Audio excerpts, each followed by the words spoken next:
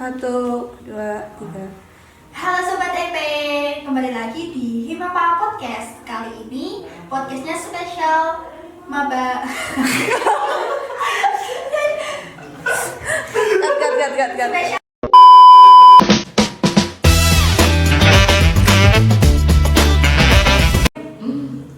Halo Sobat EP, kembali lagi di Himapa Podcast.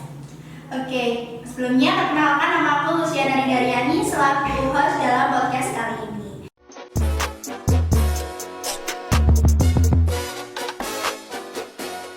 Podcast ini spesial loh untuk maba ekonomi pembangunan.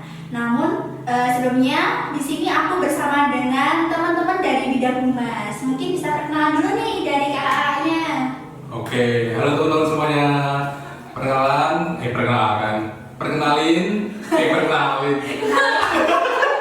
Apa nih? Sorry guys, kita gugup sedikit lah ya. Oke, sebelumnya kenalin, nama aku Hanif Batullah Malik. Sini aku sebagai Kepala Bidang Hubungan Masyarakat di Himepa periode 2024. Oke, aku Fajilia. Aku sebagai staf ahli bidang humas di Himepa tahun 2024 dan penanggung jawab dari Sapa Maba tahun 2024.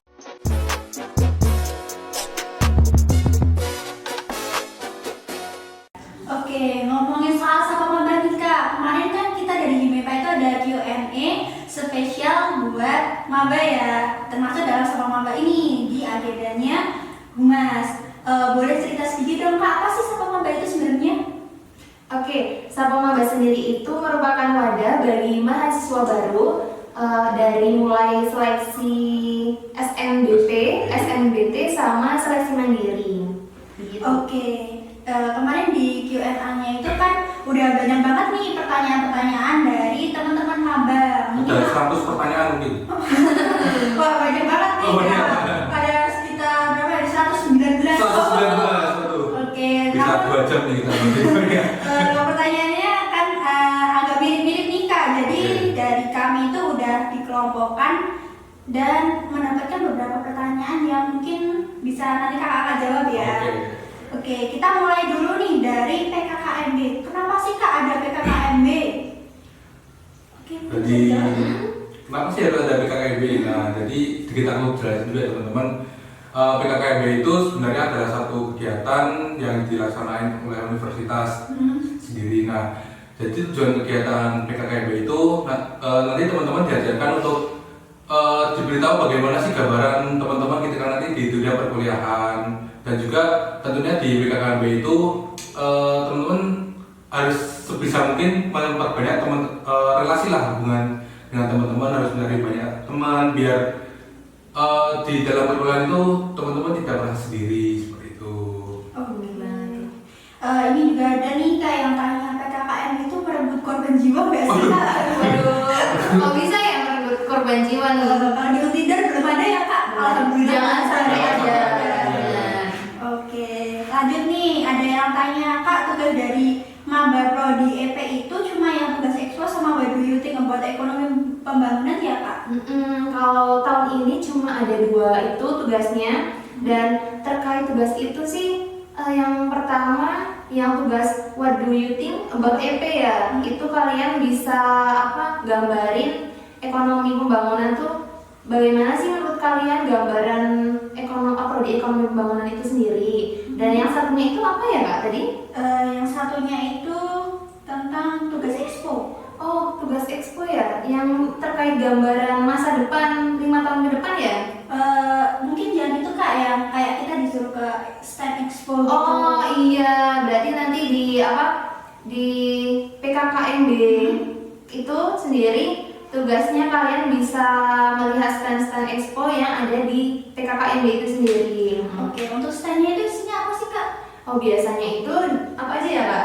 Jadi sistemnya dari Himepa sendiri itu ada kayak penampilan, ya bukan penampilan sih. Jadi di Himepa itu ada namanya bidang mikat. Nah itu nantinya bakal ada pendataan terkait minat dan bakat dari teman-teman mahasiswa baru, itu namanya ada biotalent.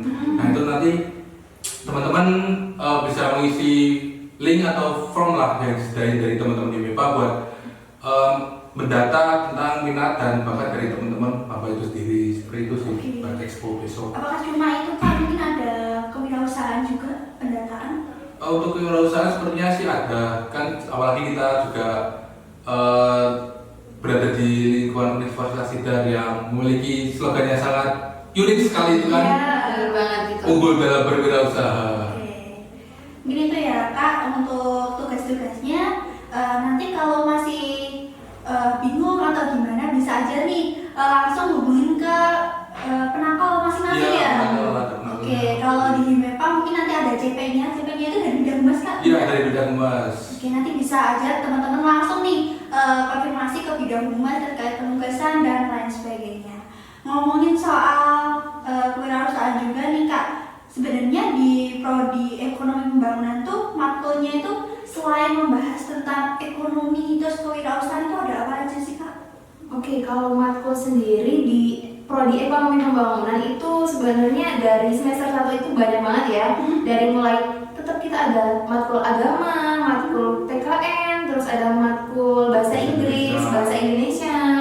Terus nanti spek selanjutnya semester 2 mungkin nanti banyak terkait ekonomi-ekonomi lain. Ada ekonomi moneter mungkin nanti, ada statistika, ekonomi apa ya, yang lain pertanian. Oh, jadi ekonomi pembangunan itu bukan soal membangun ya kan? Bukan, itu sebenarnya apa kayak kesalahanku pertama masuk ke ekonomi pembangunan, terjebak sama kata pembangunannya itu yang aku kira bangun gedung, ternyata kita menganalisis. Berarti itu termasuk dalam ekspektasinya Mas Hanif ya? Ya. Mungkin juga ekspektasi teman-teman ya yang baru masuk kok kayaknya nggak mirip sipil ya ternyata gitu. Kalau Mbak Lulu sendiri nih ekspektasinya dulu gimana sih Mbak masuk ekonomi pembangunan ini? Mungkin kalau aku sendiri itu terkait gambaran aku ekspektasiku ekonomi pembangunan itu sebenarnya apa sih? Dari awal sih aku ngerasa udah searching dulu ya di internet terkait apa ekonomi pembangunan itu sendiri bagaimana, matkulnya bagaimana, nanti prospek kerjanya bagaimana gitu. Mungkin karena dari awal aku udah ngeplan dan udah melihat bagaimana sih prodi ekonomi pembangunan, jadi nggak ada apa ya ekspektasinya ya udah aman aja lah gitu. Oke, aman ya. Kalau Mas Hanif tadi itu? Ya itu tadi. Agak beda ya. Beda itu ya, terjebak sama kata pembangunan itu tadi. Oke. Kalau matkulnya yang paling susah apa sih Kak di semester 1 ada nggak? Kalau matkul paling susah di semester 1 matkulnya masih aman ya, maksudnya karena matkul kayak pengulangan dari SMK, SMA, masih ada bahasa Indonesia, masih ada agama, masih ada bahasa Inggris. Mungkin menurutku buat semester 1 tuh masih aman dan kalian masih bisa beradaptasi lah. Oke. Itu juga apa ya kayak penjurusan dari teman-teman di SMA atau SMK juga menurutku sangat berpengaruh ya, karena enggak contoh nih yang teman-teman dari Saintek kan jarang banget yang dapat mata kuliah ekonomi, mungkin itu lebih giat lagi aja sih belajarnya buat Lebih ekstra ya. bisa ngajar, bisa bareng-bareng gitu untuk memahami materi seperti itu sih. Oke, jadi untuk matkulnya itu tergantung dari pribadi masing-masing Iya, ya. benar. Jadi kalau teman-teman tuh rajin belajar, mungkin ya dari saintek atau mungkin dulunya malah farmasi, teknik dan lain sebagainya itu bisa mengejar teman-teman yang Aman lah dari gitu. software gitu ya. Iya. Oke, next nih ada yang curhat nih Kak. Saya mau tanya, saya kan aslinya mau ke prodi manajemen, Waduh. tapi saya keterimanya di EP nih Kak. Nyasar itu ya. Jadi saya terpaksa nih. Sebenarnya di EP ini lulusannya itu besok bisa kerja di bidang apa ya Pak? Oke, untuk prospek kerja berarti ini ya. Sebenarnya prospek kerja dari program studi ekonomi bangunan ini cukup luas ya teman-teman. Jadi kan di program studi ekonomi bangunan ini kita banyak diajarkan untuk bisa menjadi seorang data analis. Jadi kita tuh kayak dituntut untuk bisa merencanakan sesuatu. Jadi profesi inilah yang sebenarnya sangat penting dan sangat krusial banget. Jadi sangat dibutuhkan di banyak perusahaan seperti di bank dan juga di lembaga pemerintahan juga sangat memerlukan data analis seperti lulusan program studi pembangunan ini. Oke, jadi gitu ya teman-teman. Di EP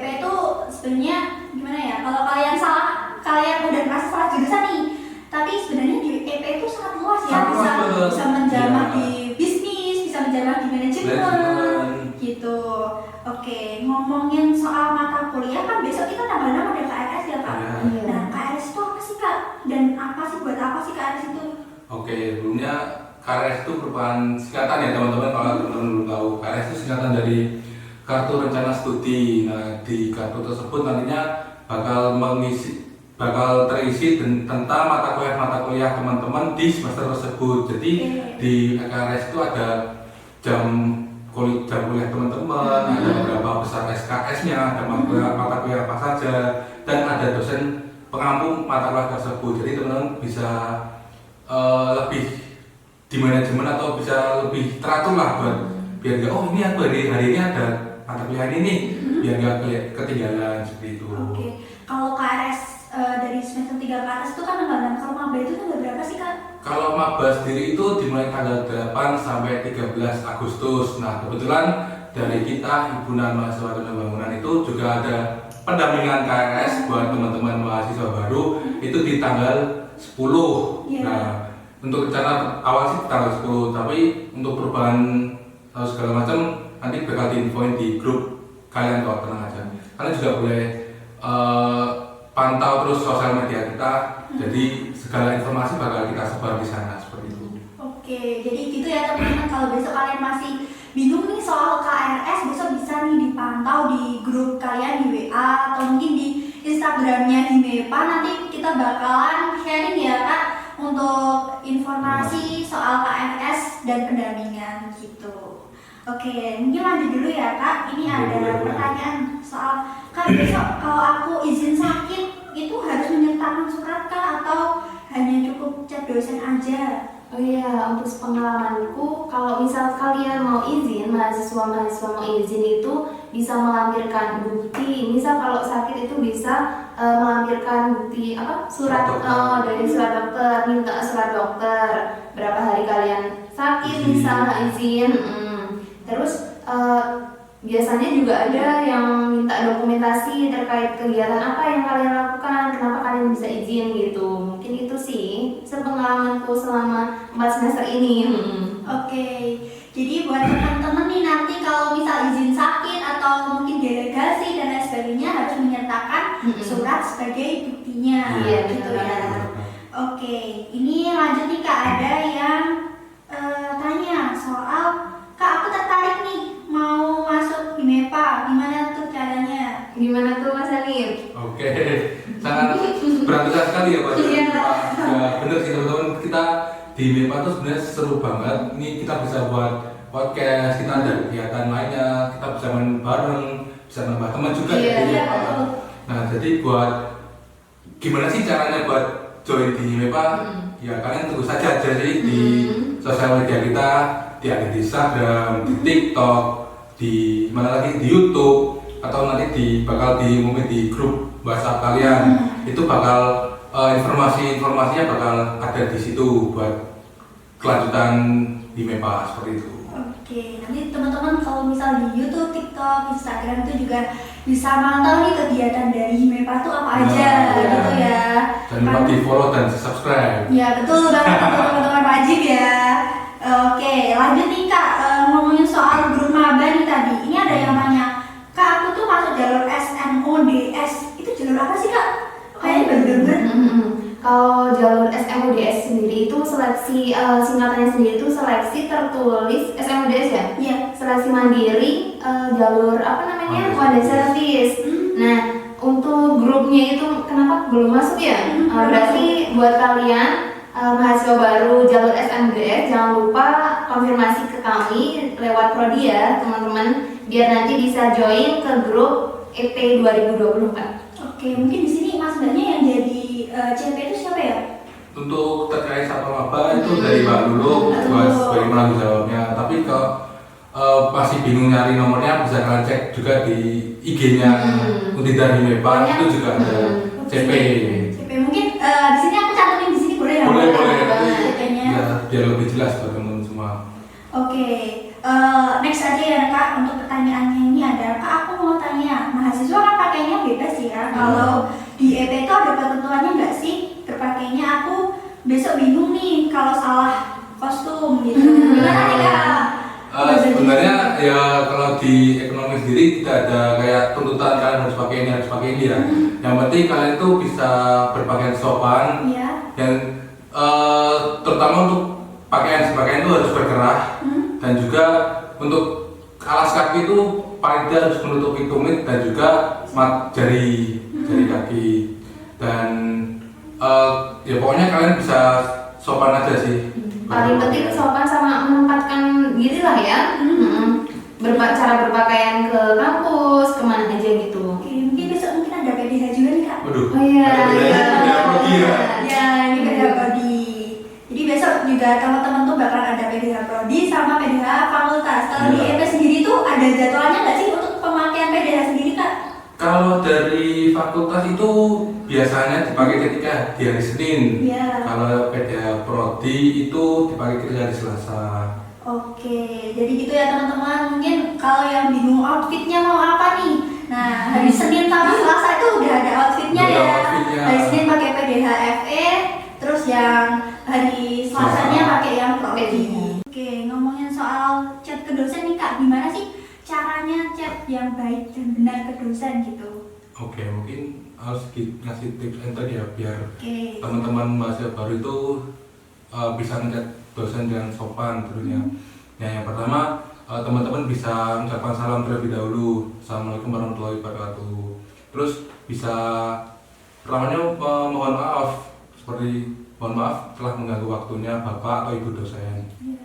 Terus langsung aja perkenalkan saya misal Hanif Hibatullah dari Program Studi Ekonomi Pembangunan Angkatan 2022 kelas berapa. Nah langsung teman-teman itu gak usah bertele-tele, langsung saja to the point. Intinya tuh kalian mau nyapain apa di chatnya itu, misal Pak permisi saya izin tidak mengikuti mata kuliah Bapak atau Ibu dosen hari ini kan dikarenakan bla bla bla bla. Terus setelah itu tutup dengan terima kasih dan salam lagi. Itu insya Allah dari dosennya juga oh iya ternyata mahasiswa di universitas itu sopan-sopan seperti itu. Oke, jadi itu ya teman-teman bisa diingat untuk chat dosennya. Mungkin untuk lebih mudahnya nanti bakalan aku taruh kayak apa ya, bubble chat di sini, bisa kalian copy kalau misal kalian besok mau chat dosen bingung gimana sih kata-katanya yang baik dan benar gitu. Oke Kak, mungkin itu aja sih pertanyaan dari maba seputar Q&A sama maba itu. Terima kasih buat Bidang Humas karena sudah menyempatkan hadir. Ini mungkin ada closing statement. Ada closing statement ini? Boleh? Boleh, sama silakan. apa ya? Ini pertanyaan ini khusus buat Mas Hanif. Oh, buat Mas aku nih. Iya. Apa ini? Khusus banget ini buat Mas Hanif ya. Pertanyaannya itu gini, bukan pertanyaan sih Mas, tapi kayak apa ini ya? Kayak gombalan gitu. Gombalan, aduh. Apa tuh? Ini mungkin aku udah sebutin aja ya namanya ya langsung. Ini tok kosong nyari bunyinya, kalau hati Mas Hanif kosong bolehkah saya isi? Aduh.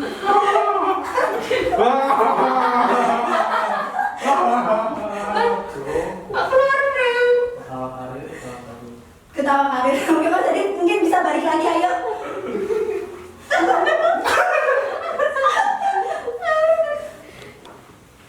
Oke, gimana nih Mas Hanif tanggapannya sebelum closing statement nanti tentang pertanyaan atau apa sih gombalan terakhir ini? Apa maksudnya gimana? Tong kosong berbunyi nyaring kalau kalau hati Mas Hanif masih kosong bolehkah saya isi? Sebenarnya jangan diisi guys, soalnya isinya sudah penuh. Waduh. Berarti udah penuh ya, ini nggak bisa ya Sudah teman-teman. penuh, sudah terisi. Betul. Maaf mengecewakan teman-teman. Oke, mungkin itu aja ya Mas terakhiran. Mungkin bisa closing statement dari Mbak dulu atau Mas Hanif dulu? Mungkin Mas Hanif dulu. Oke, ya sedikit ada kejutan ya tadi dari hostnya terkait gombalan sedikit itu. Sangat shock saya. Oke, sebelumnya kami ucapkan terima kasih juga dari Bidang Medinfo juga ya setelah mengundang Bidang Kepentingan Masyarakat untuk berkolaborasi bareng nih membuat podcast tentang yang spesial untuk Sapa Maba. Jadi harapan kita juga dari teman-teman bisa memiliki sedikit gambaran lah tentang apa sih itu program studi ekonomi bangunan dan juga apa itu universitas secara garis besar. Oke. Aku juga mau ngucapin selamat datang dan selamat hadir buat mahasiswa baru Universitas Sidar tahun 2024. Oke, mungkin nanti yang belum masuk ke grup WA-nya ada ya di Jangan lupa konfirmasi juga ya. ini mereka CP-nya. CP-nya. Oke, nanti mungkin CP-nya bakal aku tulis juga ya. Nomor WA-nya bisa nanti dihubungi langsung untuk masuk ke grup kalau kalian yang belum masuk ke grup maba ekonomi bangunan. Oke, see you. See you, thank you guys.